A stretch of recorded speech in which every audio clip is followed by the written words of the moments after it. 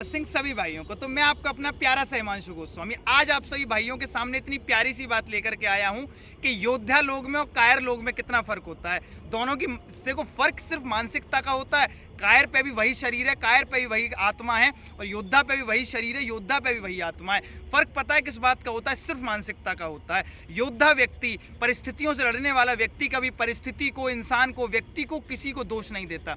पर जो कायर व्यक्ति होता है वो अपने अवगुणों को छुपाने के लिए परिस्थितियों को दोष देता है। वो ये कोई भी घटना अगर मान लो उसके फेवर में नहीं हुई, पता है वो क्या कहेगा कि इसकी वजह से नहीं हुई, ऐसा नहीं हुआ, परिस्थिति ऐसी थी, किस्मत ऐसी थी। अगर वही वीर व्यक्ति होगा वो क्या कहेगा? कोई दिक्कत नहीं हुआ तो कोई बात नहीं, मैं दोबारा लड़ूंगा। वो परिस्थिति में देखता है कि भाई मुझे कैसे उठना है, वो ये नहीं देखता कि परिस्थिति कैसी है। और एक बात बता रहा हूँ, ये दोष निकालने की बीमारी ना कैंसर से भी बड़ी है। अगर आपके अंदर ये प्रॉब्लम आ चुकी है तो ध्यान रखना, अब आप आगे नहीं बढ़ पाएंगे। एक और लोगों में परेशानी मैंने देखी है, वो सिंपैथी पाने के लिए अपने आप को हमेशा कमजोर दिखाते हैं कि मैं ऐसा, मैं वैसा, सारी चीज़ें। और एक कमजोर जो दिखाने की परेशानी है ना, यही उन्हें आगे जाके कमजोर बना देती है। मैंने आपसे क्या कहा था कि जैसा आप सोचोगे वैसा बन जाओगे। ये मैं नहीं, प्रेमानंद महाराज आपसे कहते हैं आप जो भी सोचोगे बन जाओगे।